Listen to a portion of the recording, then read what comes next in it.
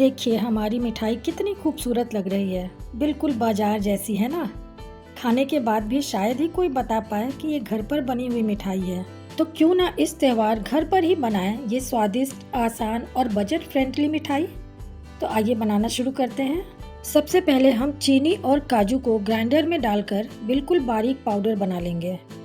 ध्यान रखिएगा चीनी अच्छी तरह बारीक होनी चाहिए, तभी हमारी काजू कतली का टेक्सचर एकदम स्मूथ आएगा। अब इसे बड़े बर्तन में छान लेंगे। देखिए मैं इसे छान कर ही ले रही हूँ क्योंकि इसमें कोई भी मोटा कण नहीं रह जाएगा और हमारी मिठाई बिल्कुल स्मूथ बनेगी। थोड़ा एक्स्ट्रा समय जरूर लगेगा, लेकिन मिठाई के टेक्सचर में इसका बहुत फर्क पड़ता है। अब बारी है उस इंग्रेडिएंट की जो हमारी इस रेसिपी को कम काजू में भी बढ़िया टेक्सचर और स्वाद देने में मदद करेगा। यहाँ मैंने लिया है अनसॉल्टेड फुटना यानी भुना हुआ चना। फुटना लेते समय ध्यान रखिएगा कि वो सॉल्टेड नहीं होना चाहिए। बाजार में आपको छिलके वाला और बिना छिलके वाला दोनों तरह का फुटना मिल जाता है। अगर आप छिलके वाला ले रहे हैं तो पहले उसके छिलके निकाल लें। अब इसे भी उसी ग्राइंडर में डालकर बिल्कुल बारीक पाउडर बना लेंगे और इसे भी हम चीनी और काजू के पाउडर के साथ छान लेंगे। इस तरह हमारा पूरा मिक्सचर एकदम बारीक और स्मूथ हो जाएगा। त्योहार आते ही बाजार में रंग बिरंगी मिठाइयाँ देखकर उन्हें घर लाने का मन तो करता है, लेकिन महंगी और मिलावटी मिठाइयों को देखकर सोच में पड़ जाते हैं कि आखिर करें क्या। अब इसमें डालेंगे 100 ग्राम मिल्क पाउडर। आप कोई भी अच्छी क्वालिटी का मिल्क पाउडर इस्तेमाल कर सकते हैं। अब इन सभी चीज़ों को अच्छी तरह मिक्स कर लेंगे। देखिए अभी हमारा मिक्सचर कितना बढ़िया तैयार हो गया है और अभी तक देखकर तो बिल्कुल अंदाज़ा नहीं लगाया जा सकता कि इसमें थोड़ी देर में इतनी अच्छी मिठाई बनने वाली है। अब इसमें डालेंगे 5 से 6 टेबल स्पून घी। घी डालने के बाद इसे एक बार फिर से अच्छी तरह मिक्स कर लेंगे। घी से मिठाई में सॉफ्टनेस भी आएगी और स्वाद भी बहुत अच्छा आएगा। अब इसे डो के फॉर्म में लाने के लिए हम थोड़ा थोड़ा करके दूध डालेंगे, लेकिन ध्यान रखिएगा दूध एक साथ बिल्कुल नहीं डालना है। थोड़ा डालकर मिक्स करेंगे, फिर ज़रूरत के हिसाब से थोड़ा और डालेंगे। लगभग 5 से 6 टेबल स्पून हमने दूध लिया है और इसमें हमारा डो अच्छे से तैयार हो गया। अगर दूध ज़्यादा हो गया तो डो बहुत सॉफ्ट हो जाएगा, स्टिकी हो जाएगा और फिर हमारी काजू कतली को सही शेप देना मुश्किल होगा। अब इसे बटर पेपर के ऊपर रखेंगे और बेलन की मदद से हल्के हाथों से इसे फैलाते हुए काजू कतली की शेप में ले आएंगे। इसे बहुत पतला भी नहीं करना है और बहुत मोटा भी नहीं रखना है। जितनी थिकनेस बाजार में मिलने वाली काजू कतली की होती है, लगभग उतनी ही थिकनेस हमें रखनी है। देखिए कितनी आसानी से ये फैल रहा है और चारों तरफ से एक्स्ट्रा हिस्से को काटकर हटा देंगे। और ये जो एक्स्ट्रा डो निकल रहा है ना, इसे बिल्कुल भी वेस्ट नहीं करना है। आगे इसी से एक और मज़ेदार मिठाई बनाएंगे।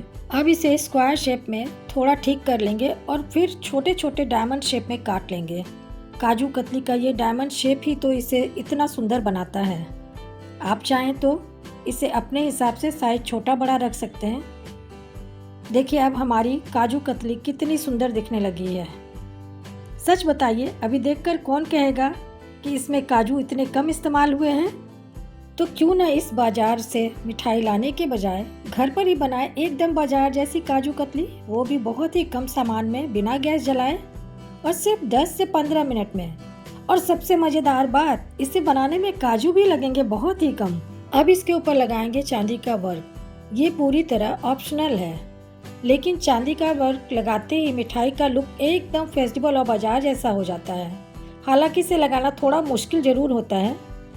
मुझसे तो अक्सर इसे लगाते समय थोड़ी बहुत गड़बड़ हो ही जाती है, लेकिन कोई बात नहीं, हम हलवाई थोड़े ही हैं। पीसेस बिल्कुल परफेक्ट ही होने चाहिए। घर की बनी मिठाई है, प्यार से बनी है, थोड़ी बहुत कमी तो चलती है।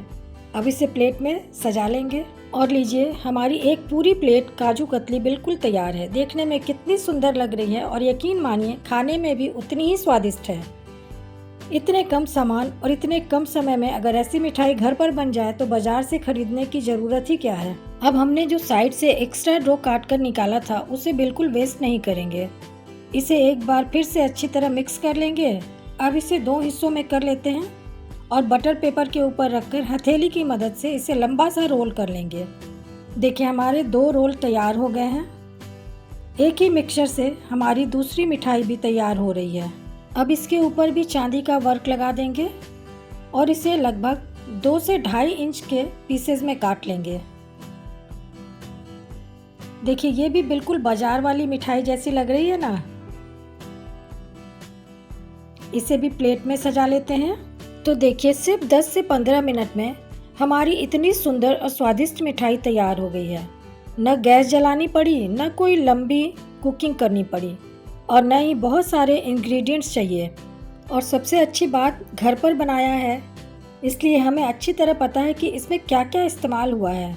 देखने में कितनी खूबसूरत है और टेक्सचर देखिए कितनी सॉफ्ट बनी है। खाने में तो इतनी डिलीशियस है कि एक पीस खाने के बाद दूसरा लेने से खुद को रोकना मुश्किल हो जाएगा। अब बात करते हैं इसकी सेल्फ लाइफ की।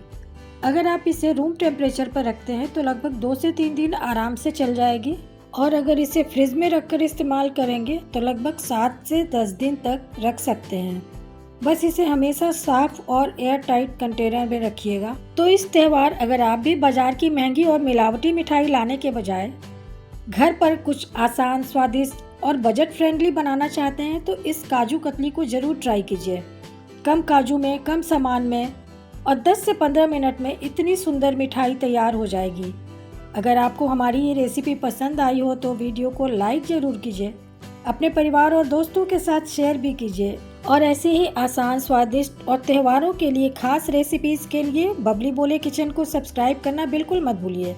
मिलते हैं अगली ऐसी स्वादिष्ट रेसिपी के साथ। तब तक खुश रहिए, स्वस्थ रहिए।